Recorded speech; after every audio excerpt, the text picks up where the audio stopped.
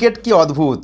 মানে আজকে south Africa এবং নিউজিল্যান্ডের ম্যাচটাই যে এমন পরিস্থিতি হবে কিন্তু বুঝতে পারিনি।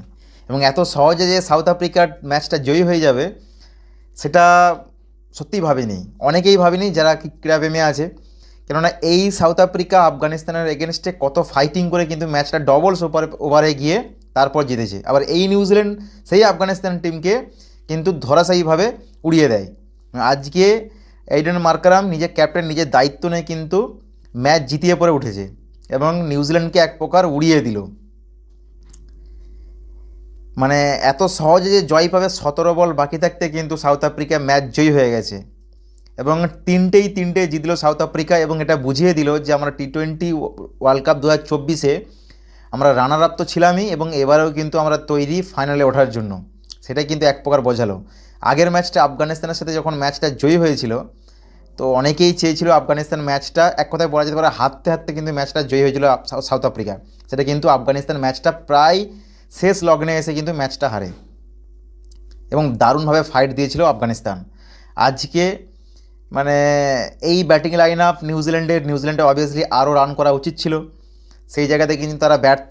রানটা অনেকটা কমে 175 দাঁড়িয়ে যায়, যেটা একটা সময় মনে হচ্ছিল রানটা 200 কিন্তু ক্রস করে যাবে নিউজিল্যান্ডের। এবং সাউথ আফ্রিকাও যেভাবে প্রথম 6 ওভারে শুরু করে যথেষ্ট ভালো ফাইট, মানে রান যেভাবে করছিল যে হয়তো 15 ওভার আগেই কিন্তু ম্যাচ জয়ী হয়ে যাবে দক্ষিণ আফ্রিকা, সেটাই কিন্তু 17 বল মানে আরামসে 200+ রান নিউজিল্যান্ড আজ করলেও কিন্তু দক্ষিণ আফ্রিকা সেই মেন্টালিটি নিয়েই কিন্তু নেমেছিল যে ম্যাচটা আমরা জয়ী হব এবং জয়ী হয়েই ফিরব এবং আমরা পুরো বাকি সব টিমদেরকে বুঝিয়ে দেবো যে আমরা 26-এও কিন্তু ফাইনালে ওঠার জন্য রেডি।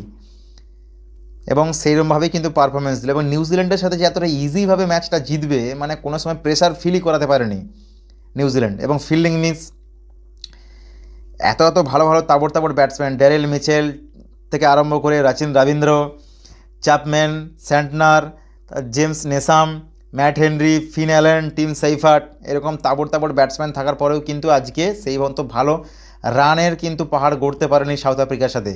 আর সেই জন্যই সাউথ আফ্রিকার প্লাস পয়েন্ট। এবং আরেকটা উল্লেখযোগ্য বিষয়, সাউথ আফ্রিকা কিন্তু টি20 ওয়ার্ল্ড কাপ হিস্ট্রিতে 11টায় 2টো ম্যাচ মানে 150+ স্কোর কিন্তু পার্সেন্টেজ ছিল, উইনিং পার্সেন্টেজ ছিল 18%। সেটা একটা ফ্যাক্টর।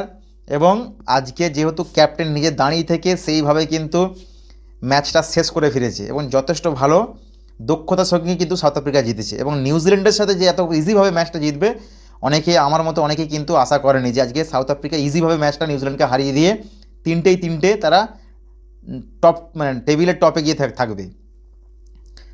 তো যাই হোক, সাউথ আফ্রিকা কিন্তু তিনটে জিতলো। আইডেন ম্যাকরাম করে 86 run, Quinton de Kock 20 run, Ryan Rickelton 21 run, Brevis 21 run, Miller 24 run, Matt Henry 4 over bowl করে 38 রান দিয়েছে, ফার্গুসন 3 ওভার 1 বল করে 33 রান দিয়ে একটা wicket, Jacob Duffy 3 over bowl করে 50 রান দিয়ে কোনো উইকেট পায়নি, মিচেল স্যান্টনার 4 ওভার বল করে 33 রান দিয়ে কোনো উইকেট পায়নি, জেমস নেসাম 2 ওভার বল করে 15 রান দিয়ে একটা উইকেট পেয়েছে, রাচিন রবীন্দ্র 1 ওভার বল করে 9 রান দিয়ে একটা উইকেট পেয়েছে। সাউথ আফ্রিকা 17 বল বাকি থাকতে 7 উইকেটে কিন্তু ম্যাচ জয়ী। এবং নিউজিল্যান্ডের চ্যাপম্যান 48 রান করেছে, ড্যারেল মিচেল 32 রান করেছে, Santner 4 run, James Neesham 23 run এবং Matt Henry 9 run, Rachin Ravindra 13 run, Finn Allen 31 run, Tim Seifert 13 run. এবং সাউথ আফ্রিকার bowler Lungi Ngidi 4 over bowl করে 34 রান দিয়ে একটা উইকেট, রাবাডা 4 ওভার বল করে 27 run দিয়ে কোনো উইকেট পায়নি, জনসন 4 ওভার বল করে 40 রান দিয়ে 4টে উইকেট, কেশব মহারাজ 3 ওভার বল করে 24 রান দিয়ে কোনো উইকেট পায়নি, কার্বিন বোস 4 ওভার বল করে 34 রান দিয়ে একটা উইকেট এবং আইডেন মার্কারাম 1 ওভার বল করে 15 রান দিয়ে কোনো উইকেট পায়নি। তো যাই হোক, আজকে ক্রিকেট সত্যি এক অদ্ভুত, সেটা কিন্তু আজ আবারও প্রমাণ করলো।